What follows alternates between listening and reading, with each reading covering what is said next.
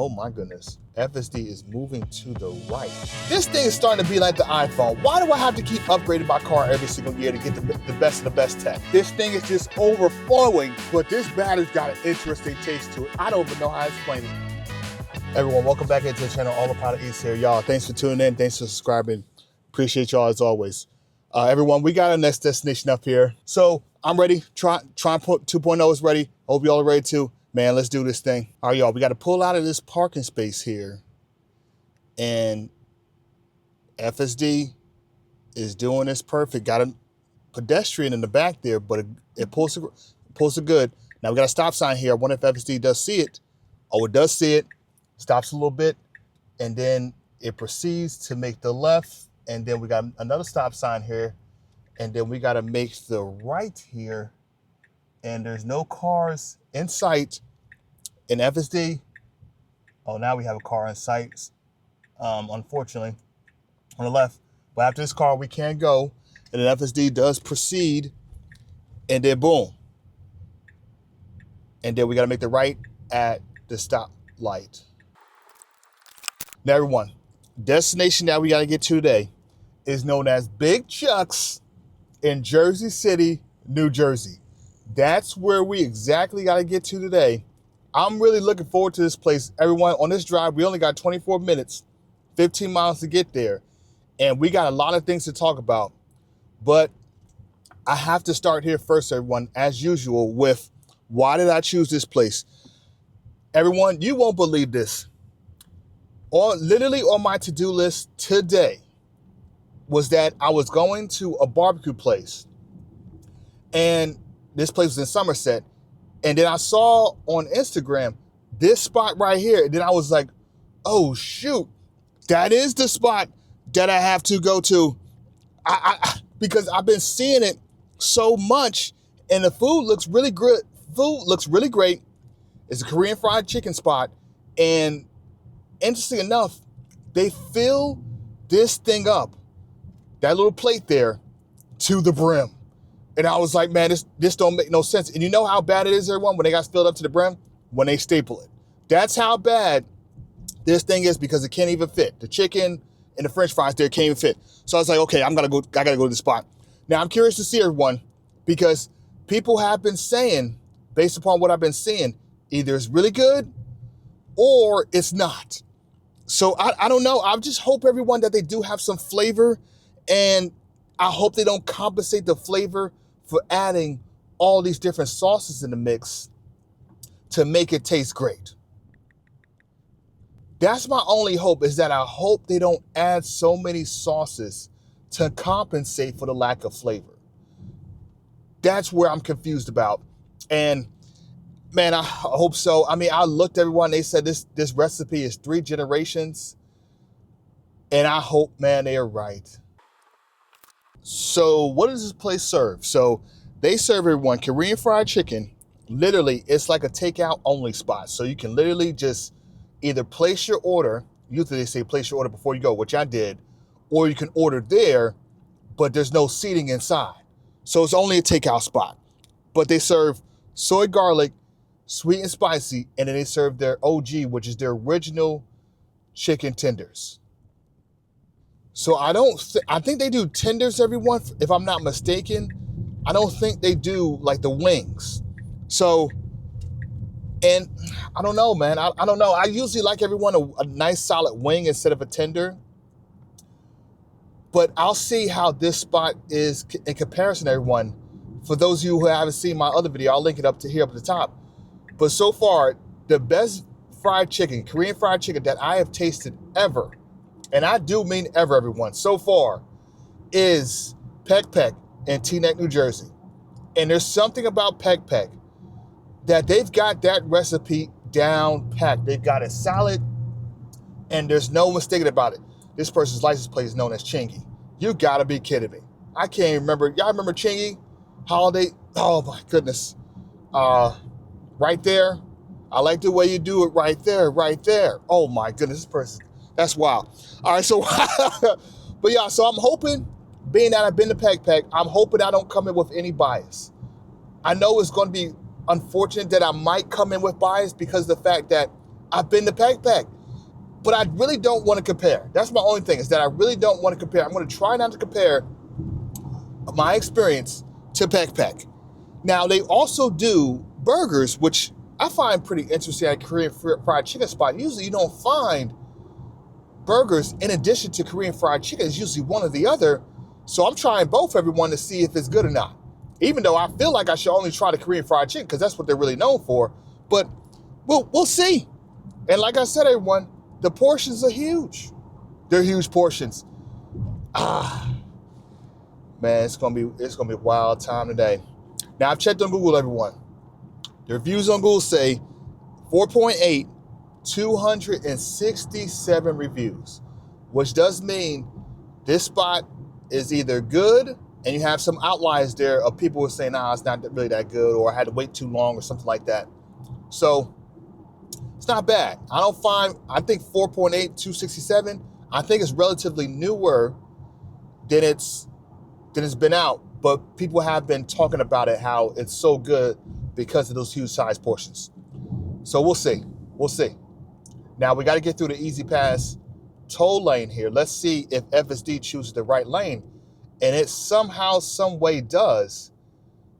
And I think it didn't choose this lane because it knows it's on. We have Easy Pass, but it knows we got to get to 142A, which is 78 East, to get to Newark. So that's probably why it chose that spot. Now we got this little winding turn here, and then we got to make the quick left here to get and merge into the lane on the left. Let's see. Now we have no cars coming, so now we're in the clear. That's great. So we're good. So y'all, we got to talk about some Tesla news. There's been a lot of things that have been going on in the Tesla world, and so we got to talk about this thing. So first things first, everyone.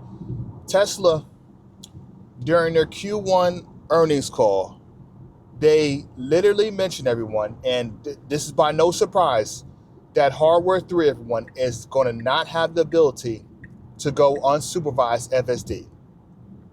Whoop-de-doo. Thanks for finally mentioning to us, Tesla, even though everybody and their mama knew that wasn't going to happen.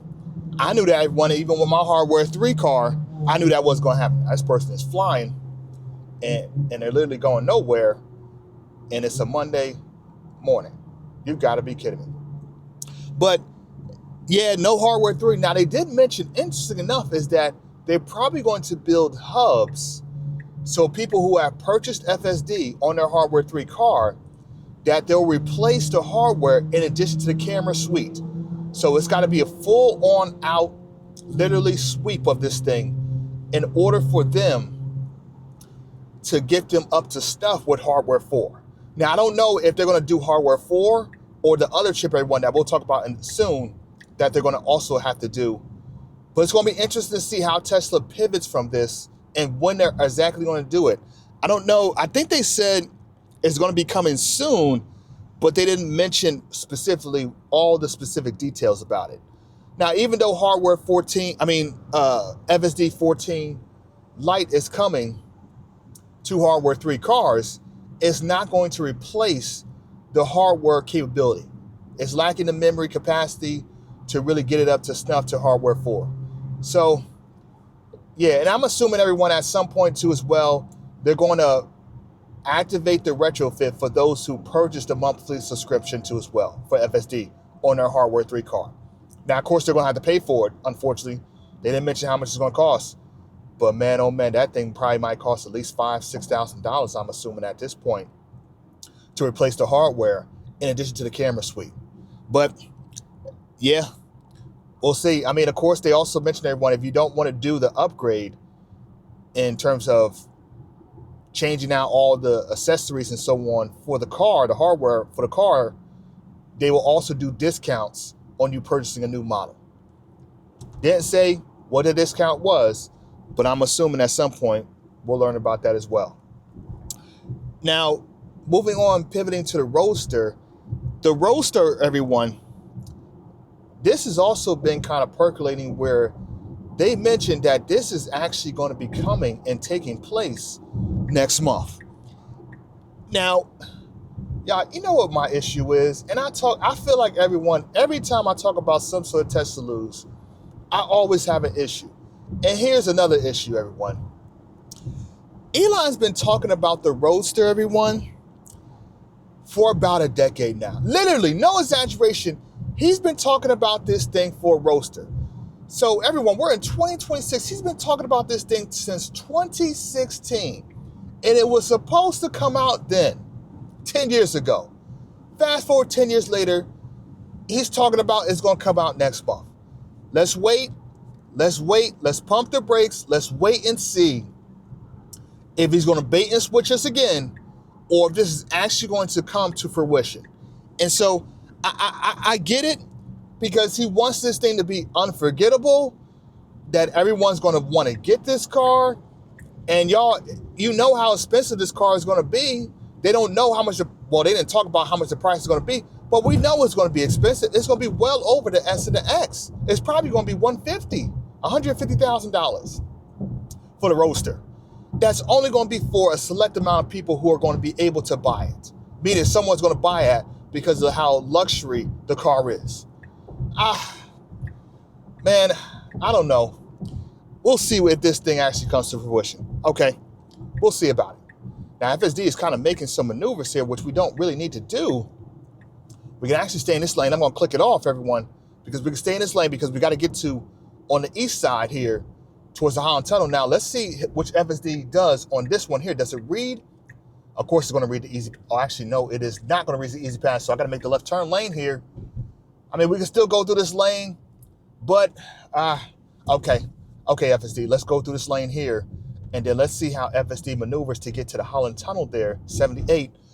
Now, puts on a left turn signal, which is good. I like that. And then it puts on another turn signal. Okay, we didn't need to do that, but all right, fine, no problem. So continue on with some Tesla news, everyone. The Model YL, everyone. Can you believe it? It has finally been sighted in the US. And for those, let me remind you all about the Model YL. This is supposed to be the longer wheelbase to the Model Y, meaning people in the back seat are supposed to be a little bit more comfortable, so you can finally fit adults who are over 6 feet. And I think it's supposed to be roomier in the second row and then also the third row. But I don't think it's as capacity as the Kia EV9 or the Ioniq 9, how big those cars are. Or even at that, everyone, the Rivian R1S. I don't think it's that big, but it's considerably bigger than the Model Y. So that's a good start. And I think Tesla needs the Model Y to come sooner rather than later to the US, because now they're lacking that Model S and X, specifically the Model X, that bigger families, are needed, because of course you get the third row seat in this car here in a Model Y, but it's not as fit comfortably if you get like the Model YL that has the second row seat, the two bucket seats, the two captain seats on the side. So now you can have someone just enter through the middle and then slide back. So at least someone that's fitting right in the middle there has enough room to kind of play with. So, and then of course they got a suspension for comfort, the bigger touchscreen, that's 16 inches. So it's going to be interesting to see how or when this thing releases, because I think Elon has mentioned in the past here, this thing isn't coming soon. But I think since the Model S and X has been discontinued, I think it is going to come soon. And I'm assuming and hopeful that it comes by the end of this year. Now we got some slowage up here, but man, we still got more news to talk about, everyone. So let's let the slowage do what it does, and we keep this thing rolling. So next thing with Tesla is that during the earnings call, Tesla mentioned AI5. And everyone, I mentioned about this in previous videos here, but Elon mentioned it specifically to the call because he mentioned that the chips have finished the design phase, but I don't think, everyone, that means it's ready for deployment. And it's interesting because the AI5 or hardware 5 that Elon is talking about isn't going to come to the Teslas first. They're going to come to Optimus, the robot, and then afterwards, it's going to come, oh my goodness, FSD is moving to the right. For what?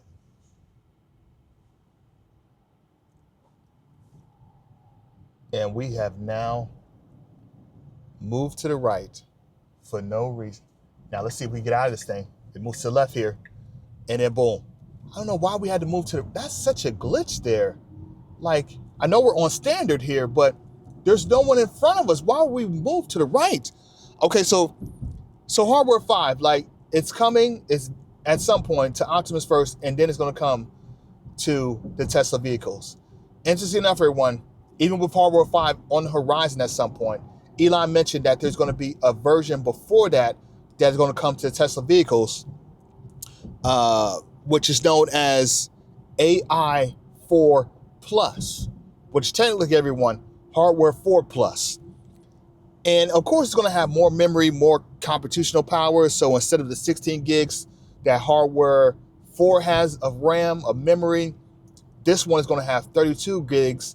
So it doubles the processing speed and allows for more resolution of video data, in addition to running a lot more models here in terms of different scenarios for FSD that it needs to kind of do effectively and then also efficiently.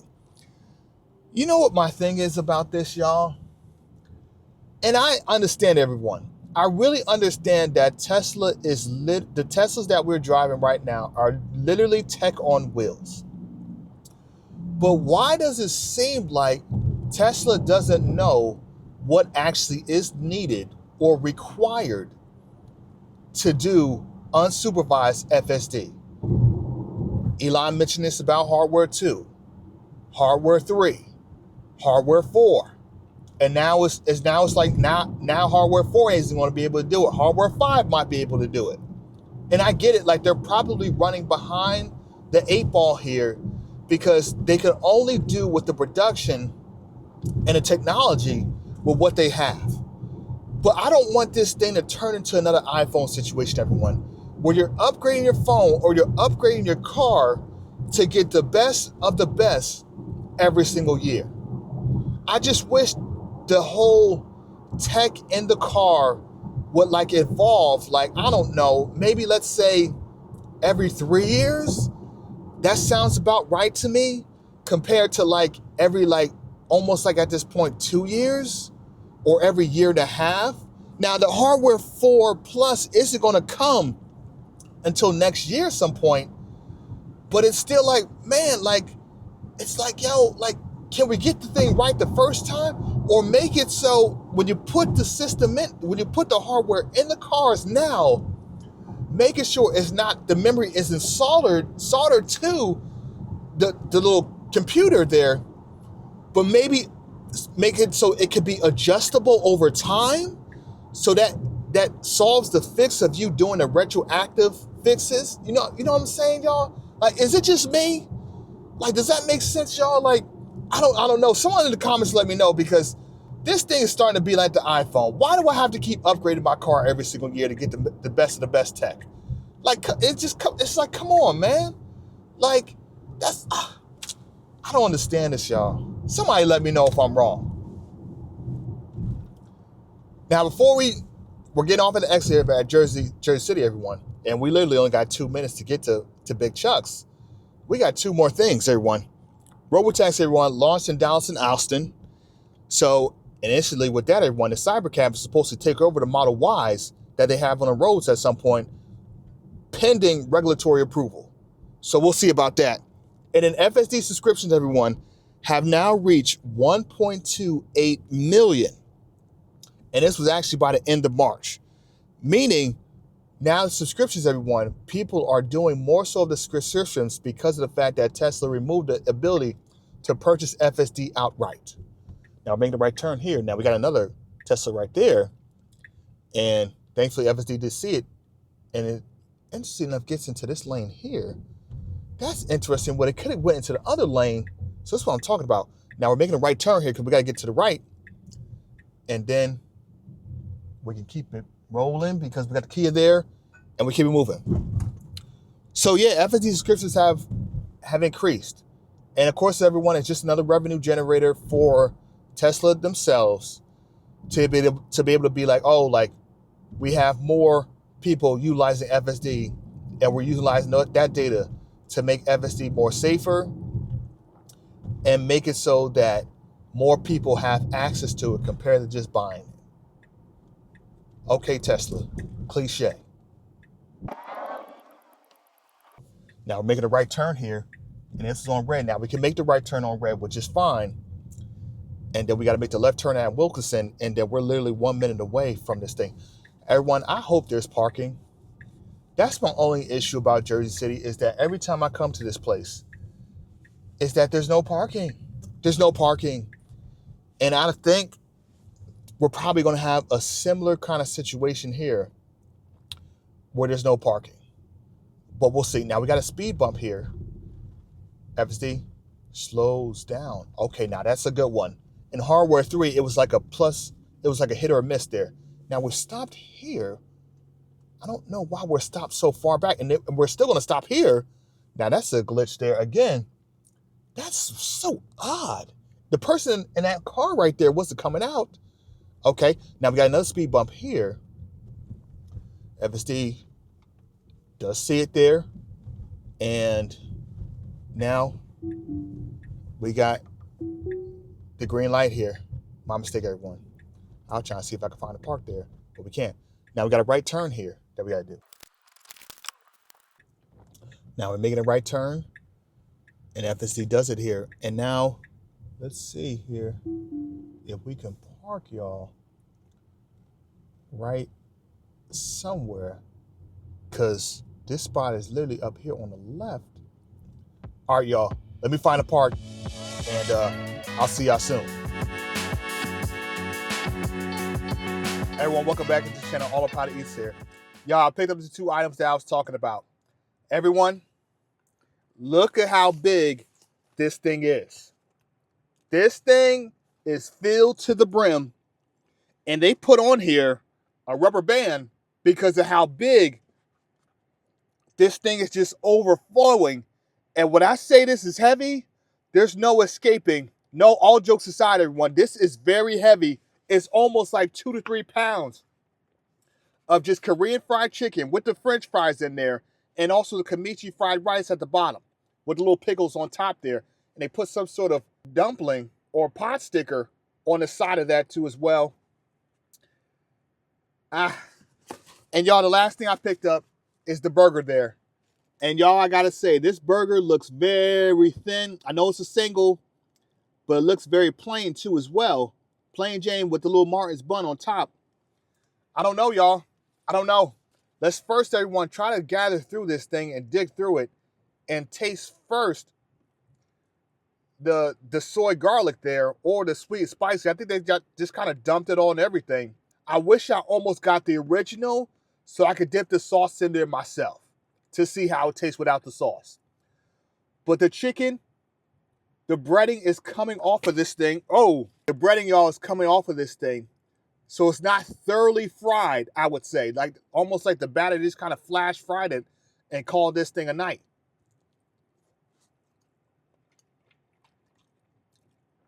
It's very soft. It's white inside. But this batter's got an interesting taste to it. I don't even know how to explain it. Everyone, the chicken is not crunchy. It's kind of like chewy. And yeah, the batter that they battered this with, look at this, everyone. Yeah, the batter is just coming off of it.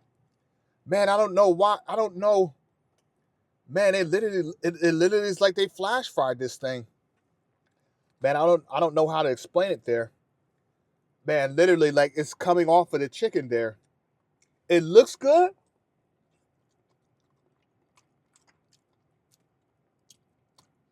But yeah, y'all, I'm not feeling the taste. I'm not feeling the taste of this chicken.